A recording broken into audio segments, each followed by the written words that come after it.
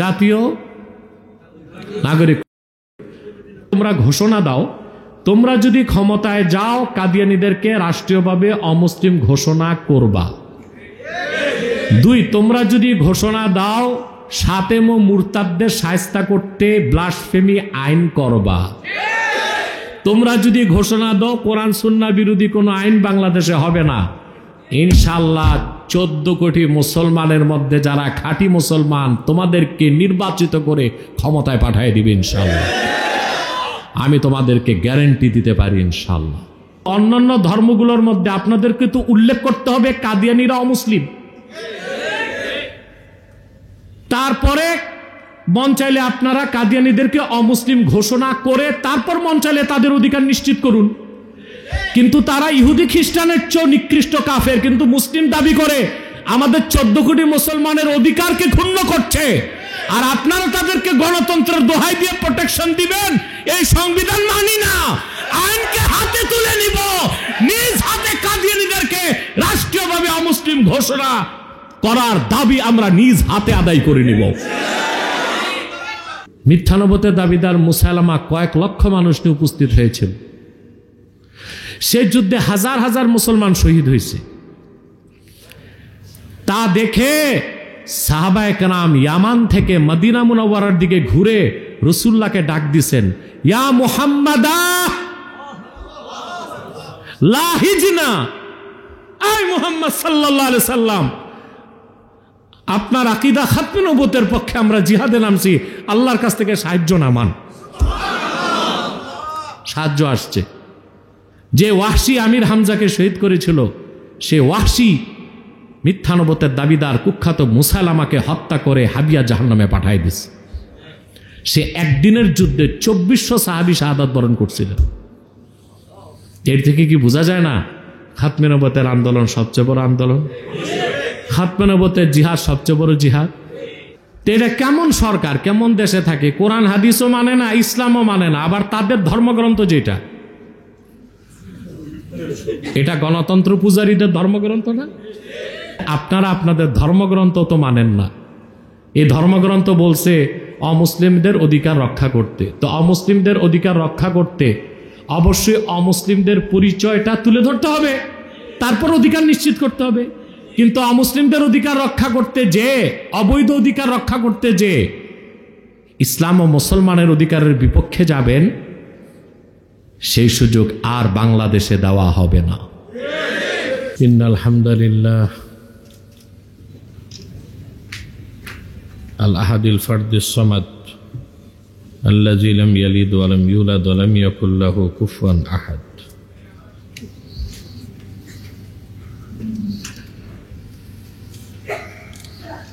ওয়া নাশহাদু আন লা ইলাহা ইল্লাল্লাহ ওয়া নাশহাদু আন্না মুহাম্মাদান আবদুল্লাহি ওয়া রাসূলুহু সাল্লাল্লাহু আলাইহি ওয়া আলা আলিহি ওয়া সাহবিহি ওয়া সাল্লাম الذي بلغ الرسالة وأدى الأمانة وكشف الغمة ونصح الأمة الذي جعله الله نبي الأنبياء والمرسلين الذي أكمل الله به قصر النبوة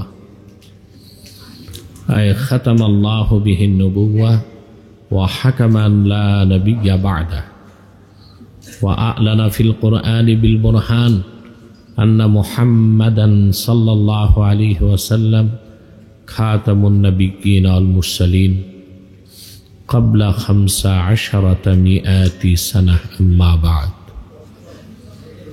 فأعوذ بالله من الشيطان الرجيم. بسم الله الرحمن الرحيم. ما كان محمد أبا أحد من رجالكم ولكن رسول الله وخاتم النبيين وكان الله بكل شيء عليما. وقال رسول الله صلى الله عليه وسلم إن مثلي ومثل الأنبياء كمثل رجل بنى بيتا فأحسنه وأجمله إلا موضع لبنة من زاوية فجعل الناس يطوفون به ويعجبون له ويقولون هلا وضيت هذه اللبنة فأنا اللبنة وأنا خاتم النبيين أخرجه البخاري في الصحيح। তাহরিকে খাতমে নবুয়ত বাংলাদেশ কর্তৃক আয়োজিত আজকের জাতীয় ইফতার মাহফিল 2025-এ আজকের এই মুতাবাররাক প্রোগ্রামে যারা উপস্থিত হয়েছেন তাদের সকলকে আমার পক্ষ থেকে হৃদয় নিংড়ানো ভালোবাসা, শুভেচ্ছা এবং অভিনন্দন জ্ঞাপন করছি। সম্মানিত সুধী, তাহরিকে খাতমে নবুয়ত বাংলাদেশ সহ খাতমে নবুয়তের আন্দোলনে আছে এরকম সংগঠনগুলো যুগের পর যুগ সারা দেশে খাতমে নবুয়তের আন্দোলন করার কারণে একটি বড় সফলতা আল্লাহ তাদেরকে দিয়েছেন। বাংলাদেশের আনাচে কানাচে শুধু মুসলমানরা না, বরং অন্য সম্প্রদায়ের লোকও জেনে গেছে কাদিয়ানীরা একটি অমুসলিম সম্প্রদায়। আর এই ক্ষেত্রে আল্লাহ তাআলা সবচেয়ে বেশি কবুল করেছেন তাহরিকে খাতমে নবুয়ত বাংলাদেশকে। এই সংগঠন প্রতি বছর অসংখ্য মুবাল্লিগ তৈরি করে মাঠে নামায়, যাদের ওয়াজ মাহফিলে নির্দেশনায় থাকে আকীদা খাতমে নবুয়তের বিষয়টা জনগণকে বুঝাবে, আর আকীদা খাতমে নবুয়ত অস্বীকারী কাদিয়ানী সম্প্রদায়ের ফিতনা থেকে দেশ ও জাতিকে মুক্ত রাখবে। তাহরিকে খাতমে নবুয়ত বাংলাদেশ বুদ্ধিবৃত্তিক এই কাজে সফল হয়েছে আলহামদুলিল্লাহ। তাহরিকে খাতমে নবুয়ত বাংলাদেশের আরেকটা উইং হচ্ছে ইসলামিক গবেষণা পরিষদ বাংলাদেশ। ইতিমধ্যে গবেষণা পরিষদ চ্যালেঞ্জ করে রেখেছে কাদিয়ানীরা যে অমুসলিম, কাদিয়ানীদের কাছে কেউ যে প্রমাণ চাইতে পারবে না, বরং একটা কারণে তাদেরকে বসানো যায়, তারা যে কাফের সেটা আমরা প্রমাণ দিব।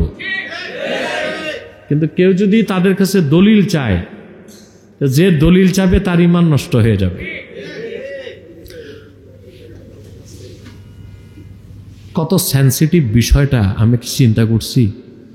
ইমাম আবু হানিফা রাহমাতুল্লাহ বলেছেন, কোন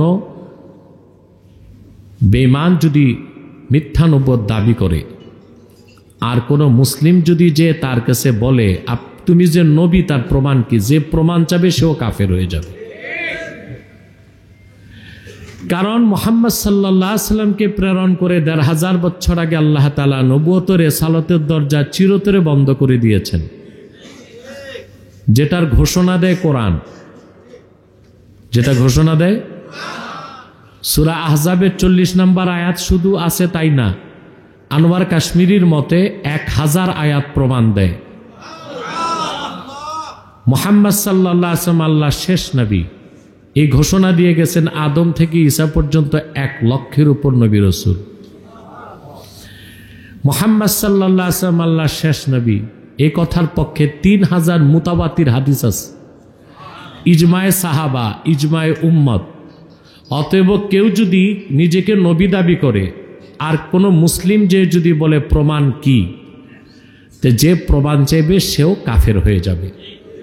কারণ বোঝা গেল যে কোরআন হাদিস আর ইজমায়ে সাহাবা, ইজমায়ে উম্মতের দলিলটাকে সে যথেষ্ট মনে করে না। এজন্য মিথ্যা নবুয়তের দাবি যে করবে তার একমাত্র শাস্তি তাকে কুখ্যাত কাফের জিন্দিক ঘোষণা দিয়ে মৃত্যুদণ্ড কার্যকর করা। আশা করি আমি আকীদা খাতমে নবুয়তের বিষয়টা আপনাদেরকে বুঝাতে পেরেছি। এটা আমাদের ঈমান ও ইসলামের মূল ভিত্তি। আল্লাহর আখিরি নবী মুহাম্মদ সাল্লাল্লাহু আলাইহি ওয়াসাল্লামকে আল্লাহ ১৫০০ বছর আগে প্রেরণ করে নবুয়তের রিসালাতের দরজা চিরতরে বন্ধ করে দিয়েছেন। ওনার পরে কোনো প্রকারই নবী কিংবা রাসূল আজ পর্যন্ত আসে নাই, কিয়ামত পর্যন্ত আসবে না। এই বিশ্বাসটাকেই বলে আকীদা খাতমে নবুয়ত।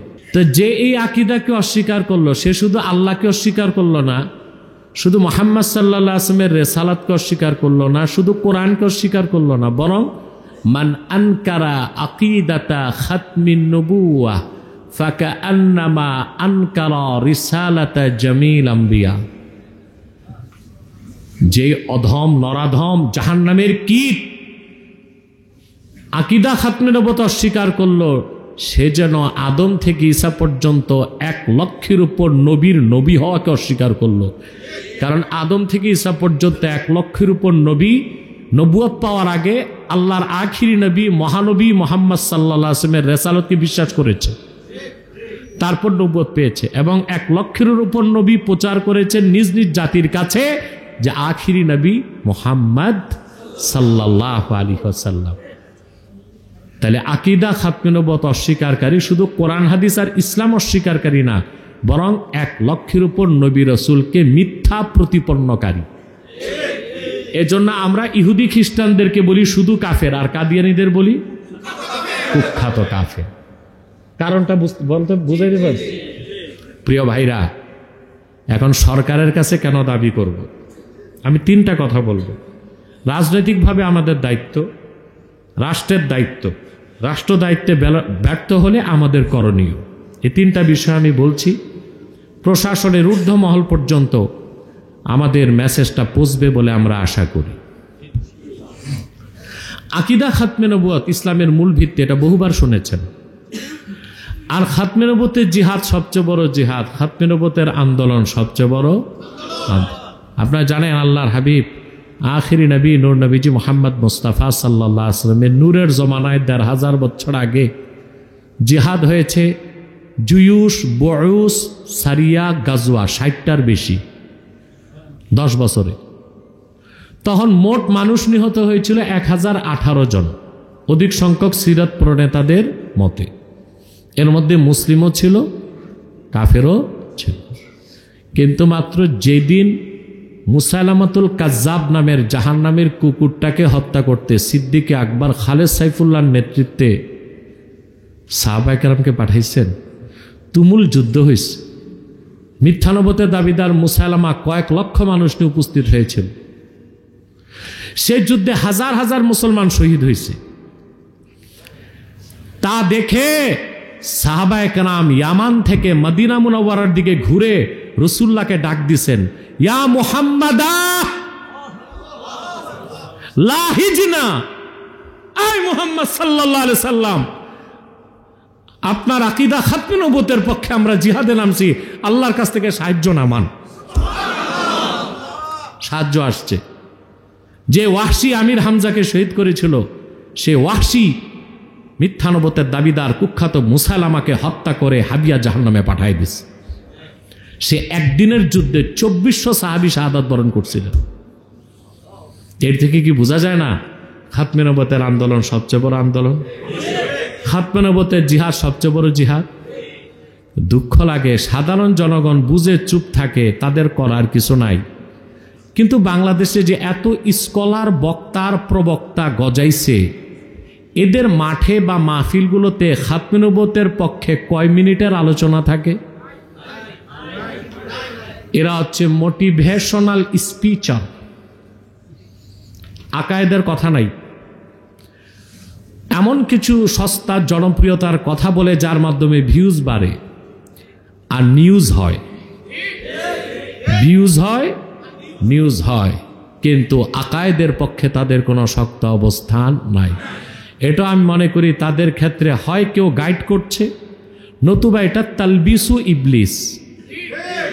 ইবলিস তাদেরকে শিরক কুফরের বিরুদ্ধে, কুখ্যাত কাফের কাদিয়ানীদের বিরুদ্ধে কথা বলা যে তাদের দায়িত্ব, সেটা থেকে সরায় রাখছে। এটা ওয়াসওয়াসা না, এটা তালবিস। এটা কি তালবিস? কথাগুলো বুঝতেছেন? এবার আসেন, যে খাতমে নবুয়তের আন্দোলন এত বড় আন্দোলন, যে খাতমে নবুয়তের জিহাদ এত বড় জিহাদ, বাংলাদেশে ইসলামী রাজনীতির ব্যানারে যারা রাজনীতি করতেছেন তাদের ম্যানিফেস্টোতে বক্তব্য নাই কেন? তারা কেন ওয়াদা করে না জাতির সাথে যে আমরা, আমাদের ভোট দেন, আমরা ক্ষমতায় গেলে রাষ্ট্রীয়ভাবে কাদিয়ানীদেরকে অমুসলিম ঘোষণা করব? আপনার নির্বাচনের আগে ধরেন তাদেরকে। আপনারা এই দেশের মুসলমানকে ব্ল্যাকমেল করে ভোট পেয়ে ক্ষমতায় যেতে চান, আর মুসলমানদের মৌলিক দাবি আদায় আপনাদের কোনো বক্তব্য থাকবে না, নির্বাচনী ইশতেহারে কোনো ঘোষণা থাকবে না। তাতে বোঝা যায় আপনারা ক্ষমতায় গেলে ধোঁকাবাজি করবেন জাতির সাথে। স্পষ্ট করুন। আমি আজ ইফতার মাহফিল থেকে স্পষ্ট বলছি, নতুন যে দলটা হয়েছে জাতীয় নাগরিক, এ ভাইরা আমার কথায় নারাজ। সমন্বয়কদের কোন এক শীর্ষ পর্যায়ের ওরা আমার কাছে গিয়েছে, আগেও গেছে, এখনো যায়। ওরা নারাজ, আমার কিছু বক্তব্য তাদের গায়ে লেগেছে। আমি তোদের কল্যাণই চাই। আমি তো জানি যারা 15 বছরের স্বৈরাচারকে ঝাড়ু ঝাঁটা দিয়ে বিতাড়িত করছে, ওরা রাজনীতিবিদ হিসেবে সফল না, কিন্তু বীর সন্তান। বীর হিসেবে তাদের পদক দেওয়া দরকার। কিন্তু তাদের ভবিষ্যৎটা তো আমি দেখতেছি তাদের জন্য বিপদ ডেকে আনবে। তারা যদি একটি জাতীয় ঐক্যমতের সরকার করতে পারত, গণপরিষদের মতো কিছু করে যদি সংবিধানটাকে চেঞ্জ করে 5ই জুলাইয়ের বিপ্লবটাকে, 5ই আগস্টের বিপ্লবটাকে বৈধতা দিয়ে দিত, তাহলে ভবিষ্যতে যারাই ক্ষমতায় আসুক এই সমন্বয়কদেরকে বিচারের আওতায় আনতে পারত না। আমি সহজ করে বলি আপনাদেরকে, 71 সালে পাক বাহিনী এদেশের মা বোনদেরকে হত্যা করছে না, মানুষকে? কথা বলেন। আবার মুক্তিযোদ্ধারা রাজাকার বলে অসংখ্য নিরীহ মুসলমানকে হত্যা করে নাই। ওই মুক্তিযোদ্ধাদের বিচার হয়েছে কেন? সেটা বিপ্লব ছিল। রাষ্ট্র বলেছে যে না, ওই কাজটা বৈধ ছিল। এখন 5ই আগস্টের পর সমন্বয়কদের কাজগুলোকে বৈধতা তো দেওয়া হয় নাই, তা তারাও কি ফেঁসে যেতে পারে না? তা আমরা তো তাদের কল্যাণ চাই, যে আমরা তো এইরকম একটা গভর্নমেন্ট চাই না। আমরা চেয়েছিলাম সকল রাজনৈতিক দল থেকে আলেম ওলামা পীর মাশায়েখকে মুরব্বি রেখে একটা জাতীয় ঐক্যমতের সরকার হতো, তারা সংবিধানটা বদলাতো, তোমাদের কাজের বৈধতা দিত, তাহলে তোমরা বেঁচে যেতা। রাজনীতি করে ক্ষমতায় যাওয়া সফলতা না, বিপ্লবকে কার্যকর করা সফলতা। দ্বিতীয় হচ্ছে, এদেশের মানুষের রগ রেশা না চিনলে তোমরা তো ভোট পাবা না। এই জন্যই আমি তোমাদের সমালোচনা করি। মূলত সমালোচনাটা আক্রোশ থেকে করি না, কিন্তু আমি আজকে একটা গ্যারান্টি দিতে পারি, জাতীয় নাগরিক তোমরা হেফাজতে ইসলামের 3টা দাবি মানো। যে 3টা দাবি, 3টা দাবি তাহরিক খাতমে নবুয়ত বাংলাদেশেরও। তার প্রথমটা হচ্ছে, তোমরা ঘোষণা দাও তোমরা যদি ক্ষমতায় যাও কাদিয়ানীদেরকে রাষ্ট্রীয়ভাবে অমুসলিম ঘোষণা করবা। 2, তোমরা যদি ঘোষণা দাও সাতেম ও মুরতাদদের শায়েস্তা করতে ব্লাসফেমি আইন করবা। তোমরা যদি ঘোষণা দাও কোরআন সুন্নাহ বিরোধী কোনো আইন বাংলাদেশে হবে না, ইনশাআল্লাহ 14 কোটি মুসলমানের মধ্যে যারা খাঁটি মুসলমান তোমাদেরকে নির্বাচিত করে ক্ষমতায় পাঠিয়ে দিবে ইনশাআল্লাহ। আমি তোমাদেরকে গ্যারান্টি দিতে পারি ইনশাআল্লাহ। প্রিয় ভাইরা, তাহলে কথাগুলো শুনতেছেন তো, বুঝতেছেন তো?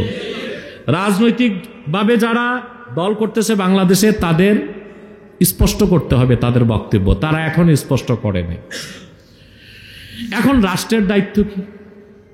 রাজনীতিবিদদের কথা বললাম, এখন রাষ্ট্রের দায়িত্ব কি? তারপর রাষ্ট্র দায়িত্ব পালন না করলে আমাদের দায়িত্ব কি, এটা বলেই আমি শেষ করব। টাইম কত এখন?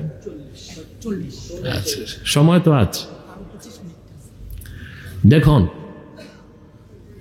যুগে যুগে যখনই আল্লাহর আখিরি নবী নূর নবীজি মুহাম্মদ সাল্লাল্লাহু আলাইহি ওয়াসাল্লামের মাধ্যমে আল্লাহ দিনকে পরিপূর্ণ করে 1500 বছর আগে নবুয়তের রিসালাতের দরজা বন্ধ করে দিয়েছেন।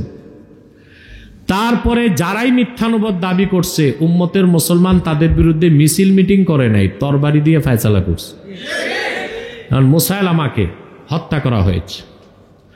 যুগে যুগে যখনই মিথ্যানুবতের দাবিদারদের প্রাদুর্ভাব ঘটছে, কি আবির্ভাব না, প্রাদুর্ভাব ঘটছে, উম্মতের মুসলমানেরা নিজ হাতে ফয়সালা করেছে। প্রিয় ভাইরা আমার, আল্লাহ ও নূর নবীজি আমার মুহাম্মদ মুস্তাফা সাল্লাল্লাহু আলাইহি সাল্লামের ইসলাম ও কোরআনের হাজার হাজার হাজার বছর পরে ইংরেজ আমলে ভারতের কুখ্যাত, পাঞ্জাবের কুখ্যাত, গুরুদাসপুরের কুখ্যাত কাদিয়ানে ইংরেজ আমলে এক শয়তান নিজকে নবী দাবি করছে। বলেন নাউজুবিল্লাহ। ওই শয়তানটার নাম রেখেছিল তার বাপ মির্জা গোলাম আহমদ কাদিয়ানি। সাবধান, তাকে গোলাম আহমদ বলা যাবে না, কারণ গোলাম আহমদ অর্থ আহমদ এর গোলাম। কোন কুখ্যাত কাফের কখনো গোলাম আহমদ এর গোলাম হতে পারে না। আর কাদিয়ানের কাজ্জাব ছিল সবচেয়ে নিকৃষ্ট লানতপ্রাপ্ত কাফের। সে গোলাম আহমদ এর গোলাম ছিল না, সে ছিল কুখ্যাত শয়তানের কুখ্যাত গোলাম। এই শয়তানটার উপর গজব এসেছে 1908 সালে। যখন গজব এসেছে, কাদিয়ানের কাজ্জাব, ইংরেজদের পা চাটা গোলাম মির্জা গোলাম শয়তান কাদিয়ানি 1908 সালে ধ্বংস হয়ে কুখ্যাত জাহান্নামের কুখ্যাত কুকুরে পরিণত হয়েছে। তার অনুসারীরাও ধ্বংস হয়েছে। বর্তমানে কিছু কাদিয়ানি বাংলাদেশে আছে। ইতিমধ্যে তারা বাংলাদেশে 103টা আস্তানা করে ফেলেছে, আর আপনারা ঘুমিয়ে আছেন। নাম পরিবর্তন করে করে তারা মিথ্যা পরিচয় দেয়। কখনো নিজেদের, তাদের আবার ধৃষ্টতা কি, তাদের আস্তানাকে তারা মসজিদ বলে। কাদিয়ানীদের উপাসনালয়কে মসজিদ বললে আপনাদের ঈমান থাকবে? আরে অনেক আলেম আর বক্তাও দেখি ভুলটা করে। না, হিন্দুদের আস্তানা উপাসনালয় মন্দির, খ্রিস্টানদেরটা গির্জা, বৌদ্ধদেরটা প্যাগোডা। কাদিয়ানীরা তো তাদের চেয়েও বড় কাফের, তাদের আস্তানা মসজিদ হতে পারে না, সেটা শয়তানি আস্তানা। নাম পরিবর্তন করে করে তারা মিথ্যা পরিচয় দেয়। কখনো নিজেদের নাম পরিচয় দেয়, কখনো বলে নিজেদের পরিচয় দেয় আহমদী জামাত, কখনো বলে আহমদিয়া জামাত, কখনো বলে আহমদী সম্প্রদায়, কখনো বলে আহমদিয়া সম্প্রদায়, কখনো বলে আহমদী মুসলিম জামাত, কখনো বলে আহমদিয়া মুসলিম জামাত। সাবধান, সাবধান মুসলমান। কাদিয়ানীরা নিঃসন্দেহে কাফের। তারা আহমদী জামাত নয়, আহমদিয়া জামাত নয়, আহমদী সম্প্রদায় নয়, আহমদিয়া সম্প্রদায় নয়, আহমদী মুসলিম জামাত নয়, আহমদিয়া মুসলিম জামাত নয়। তাদের একটাই পরিচয়, তারা কুখ্যাত শয়তানি জামাত, কাদিয়ানী সম্প্রদায়। প্রিয় ভাইরা, তাদেরকে রাষ্ট্রীয়ভাবে অমুসলিম ঘোষণার দাবি আমরা করি সরকারকে। সরকার যদি দাবি না মানে, তখন আমরা সরকার হইতে হবে। আমাদের তো কাজ আছে। সরকার দাবি না মানলে আমাদেরকে তো সরকার হইতে তো অনেক পদ্ধতি আছে। সহজ পদ্ধতি হচ্ছে বিপ্লব। তাহলে ইসলামের পক্ষে একটা বিপ্লব বাকি আছে, ওইটা আমাদের করতে হবে। কথাটা বুঝাতে পেরেছি? বলে কাদিয়ানীরা তো কাফের, ঠিক আছে, সবাই জানে, তো রাষ্ট্রকে কেন দায়িত্ব নিতে হবে অমুসলিম ঘোষণা করার? কেন দায়িত্ব নিতে হবে রাষ্ট্রকে? ইসলামের শরিয়া আইনে হিন্দু, বৌদ্ধ, খ্রিস্টান বা অমুসলিমরা অমুসলিম পরিচয়ে তাদের ধর্মকর্ম পালন করতে পারবে, রাষ্ট্র তাদের প্রোটেকশন দিবে। তবে যে মন্দির পাহারা দেওয়ার দায়িত্ব আলেমদের না, এটা যে আলেমরা করছে ভুল কাজ করছে। ওটার আবার পাওনা ভারত বুঝাই দিছে। কারণ ভারত হচ্ছে শক্তের ভক্ত, নরমের জম। দেখেন নাই, মোদি গেছে আমেরিকা, ট্রাম্প এমন ধমক ধমকাইছে, মুদির ধুতি ঢিলা হয়ে গেছে। তারপর ভারতে এসে এখন হরে রাম করতেছে। ও তো শক্তের ভক্ত, নরমের জম। আমি যখন শুনেছেন আপনারা, যখন মমতা বলছে বাংলাদেশে সামরিক হস্তক্ষেপ করতে, আমি একটা ধমক দিয়েছিলাম। আমার এক ধমকে দিল্লি থেকে কলকাতা পর্যন্ত সব কাঁপছে। এক আব্বাসীর ধমকই তো সইতে পারো না। 14 কোটি যদি ধমক দেয়, তো অ্যাটম লাগবে না, এমনি ভারত ফেটে যাবে। কাফের মুশরিক এদেরকে ভয় পাওয়া কোনো মুসলমানের কাজ না, মুনাফিকের কাজ, ঠিক না? তো বলছিলাম, হিন্দু, বৌদ্ধ, খ্রিস্টান, অমুসলিমরা তাদের অমুসলিম পরিচয়ে ধর্ম পালন করবে, আমরা বাধা দিব না। কিন্তু কাফের, কোন অমুসলিম কাফের যদি নিজেকে মুসলিম পরিচয় দেয়, শরীয়তে তার নাম জিন্দিক। কি? এভাবে অমুসলিমদেরকে হাত দেওয়া যাবে না। কিন্তু জিন্দিক যারা, তাদের একমাত্র শাস্তি মৃত্যুদণ্ড। এখন রাষ্ট্র তাদের অমুসলিম ঘোষণা করছে না, তারা নিজেদের মুসলিম দাবি করে অন্যকে ধোঁকা দিচ্ছে। তো শরিয়া আইনে তাদের শাস্তি মৃত্যুদণ্ড। রাষ্ট্র যদি তাদেরকে মৃত্যুদণ্ড থেকে বাঁচাতে চায়, তাহলে রাষ্ট্রের উচিত তাদের অমুসলিম ঘোষণা করে দেওয়া। কথা বুঝাতে পারি না? রাষ্ট্রের দায়িত্ব কিনা? নতুবা তো মুসলমান ধৈর্যের বাঁধ ভেঙে গেলে আইন হাতে তুলে নিতে বাধ্য হবে। 2 নম্বর হচ্ছে, অমুসলিমরা তাদের উপাসনালয়কে মসজিদ বলতে পারবে না। এটা আরো বড় ধোঁকা। এটা কি?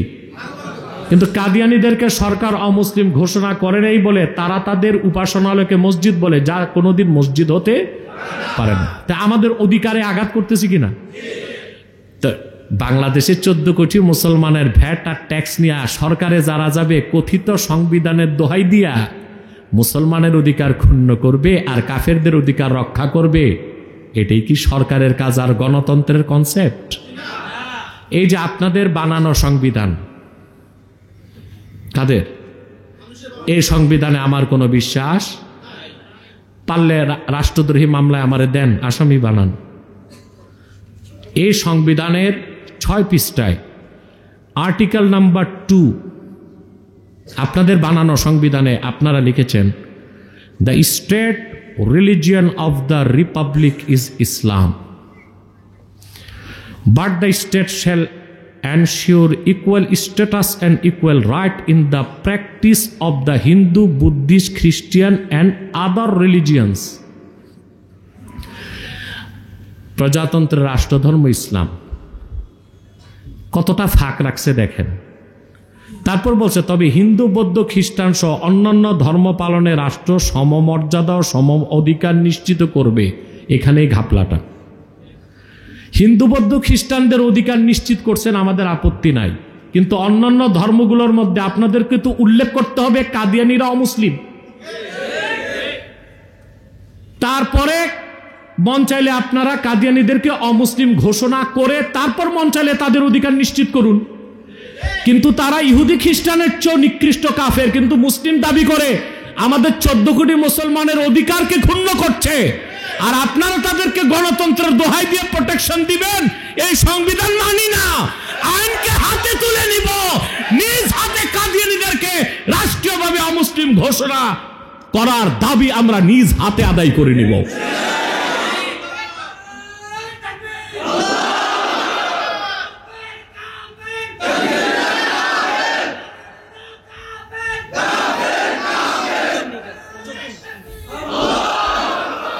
প্রিয় ভাইরা, এটা কেমন সরকার, কেমন দেশে থাকে? কোরআন হাদিসও মানে না, ইসলামও মানে না, আবার তাদের ধর্মগ্রন্থ যেটা, এটা গণতন্ত্র পূজারীদের ধর্মগ্রন্থ না? কথা বলে না।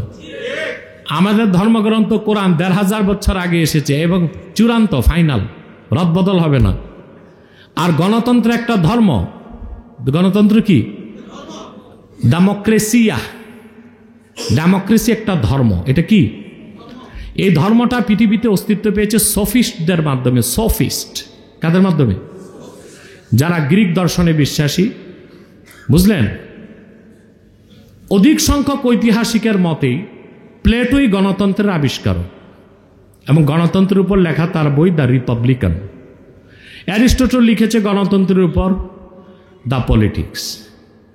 পরবর্তীতে আমেরিকার ফাউন্ডার ফাদার আব্রাহাম লিঙ্কন এটা গ্রহণ করছে, জর্জ ওয়াশিংটনের মাধ্যমে এক্সপান্ড হয়েছে। এই গণতন্ত্রের ধারণাটা এটা নিয়েছে পশ্চিমা সোফিস্ট, যারা গ্রিক দর্শনে বিশ্বাসী। তারা আস্তিক ছিল কিন্তু সোফিস্ট ধর্ম মানত না। তারা গণতন্ত্রটাকে একটা রাষ্ট্রের ধর্ম হিসেবে গ্রহণ করেছে, অর্থাৎ রাষ্ট্রের কোনো ধর্ম থাকবে না, রাষ্ট্রের ধর্ম হবে গণতন্ত্র। আর সোফিস্টদের মধ্যে যারা অ্যাথিস্ট, তারা ধর্ম মানে না, আখেরাতে বিশ্বাস করে না। হচ্ছে সোফিস্ট আর অ্যাথিস্টদের মধ্যে পার্থক্য। আমরা বাংলাদেশে অ্যাথিস্ট আর সোফিস্টদের কাছেই রাষ্ট্র ক্ষমতা তুলে দিছি। এজন্য ডক্টর ঈসা সাঈদী যেটা বলেছেন যে খেলাফার কোনো বিকল্প, আপনি গণতান্ত্রিকভাবে ক্ষমতায় গেল সোফিস্ট বা অ্যাথিস্ট যে কোনো একটা দলের অনুসারী হতে হবে। ওজোর হিসেবে নির্বাচনে যাবেন একটা কথা, ওটা আদর্শ হইতে পারেন। তা আপনারা আপনাদের ধর্মগ্রন্থ তো মানেন না। এই ধর্মগ্রন্থ বলছে অমুসলিমদের অধিকার রক্ষা করতে, তো অমুসলিমদের অধিকার রক্ষা করতে অবশ্যই অমুসলিমদের পরিচয়টা তুলে ধরতে হবে, তারপর অধিকার নিশ্চিত করতে হবে।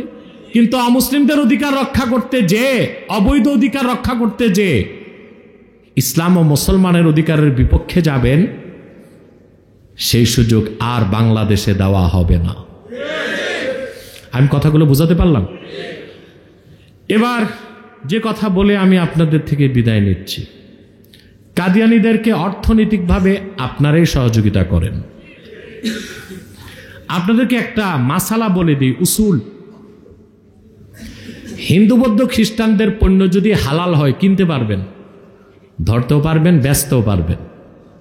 কারণ হিন্দু বৌদ্ধ খ্রিস্টান ওদের ব্যবসা হচ্ছে ব্যবসার স্বার্থে। কিন্তু কাদিয়ানীদেরকে ব্যবসার টোটাল টাকা দেওয়া হয় ব্রিটেন থেকে। ব্যবসার লভ্যাংশ তারা খরচ করে ইসলাম ও মুসলমানের বিপক্ষে। শরীয়তের একটা বিধান হচ্ছে এ আনাতুল কুফারি কুফরুন, কাফেরদেরকে কুফুরি কাজে সাহায্য করাও কুফুরি। এখন আপনারাই বলুন, সেই কাদিয়ানী সম্প্রদায়ের পণ্যদ্রব্য প্রাণ, সিজান, আরএফএল এগুলো ধরা আপনাদের উচিত হবে? কথা বল। জঘন্য পত্রিকা প্রথম আলো নামের প্রথম অন্ধকার পত্রিকা, ইসলাম ও মুসলমানের বিরুদ্ধে সবচেয়ে বেশি দুশ্মনী করছে এই প্রথম আলো। ডেলি স্টার, কালের কণ্ঠ, এগুলো তাদের, এগুলো ধরবেন না। বিশেষ করে প্রথম আলো পত্রিকাটা নির্মূল করতে হবে বাংলাদেশ থেকে।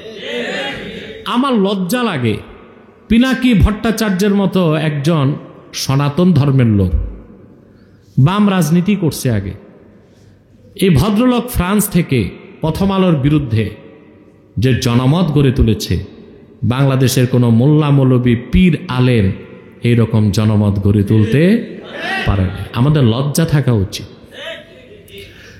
অতএব কাদিয়ানীদের পত্রিকা ও পণ্যগুলো বর্জন করবেন। রাজি আছেন? অন্যকে উদ্বুদ্ধ করবেন। আপনাদেরকে আরেকটি কথা বলে বিদায় নিচ্ছি। প্রিয় ভাইরা, আপনারা যারা তাহরিকে খাতমে নবুয়ত বাংলাদেশে সংগঠনে আছেন, আপনাদেরকে আমরা পার্থিব কোনো স্বার্থ দিতে পারি না। অন্যান্য রাজনৈতিক সংগঠনে কিছু ধান্দা থাকে। ইউনিয়নের নেতা একটা মোটরসাইকেল পায়, জেলার নেতা একটা প্রাইভেট কার পায়, বিভাগের নেতা ফ্ল্যাট পায়। আমরা এগুলো দিতে পারি না। আমাদের কর্মীরা রক্ত পানি করা ঘামের পয়সা দিয়ে থাকে। আপনারা আল্লাহর কাছে আজরুন আজিম পাবেন, তাতে কোনো সন্দেহ নেই। এবং মনে রাখবেন, আপনারা জীবিত থাকতে আপনাদের মাধ্যমেই সরকার যেই থাক, কুখ্যাত কাফের কাদিয়ানীদেরকে রাষ্ট্রীয়ভাবে অমুসলিম ঘোষণার দাবি আদায় করে নিবে তাহরিকে খাতমে নবুয়ত বাংলাদেশ।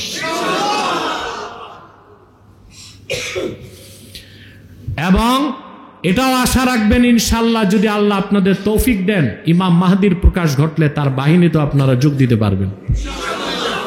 এটা আমার কথা নয়, এটা এরদোগান, প্রেসিডেন্ট এরদোয়ানের যিনি পীর মাহমুদ এফেন্দির কথা। তিনি ব্রিটেনের স্কটল্যান্ডে যে বলেছিলেন এক বৈঠকে, তাহরিকে খাতমে নবুয়তের সদস্যরা ইমাম মাহদির যখন প্রকাশ ঘটবে তার সৈন্যবাহিনীতে তাদের থাকার সৌভাগ্য হবে। আমি এখন আরো কিছু মেহমান আমাদের চলে এসেছে, তারা বক্তব্য দিবেন। আর বাকি ইফতার বন্টন যা বাকি আছে এটা নিঃশব্দে বন্টন করুন আপনারা। ওয়াখির দাওয়ানা আনিল হামদুলিল্লাহি রাব্বিল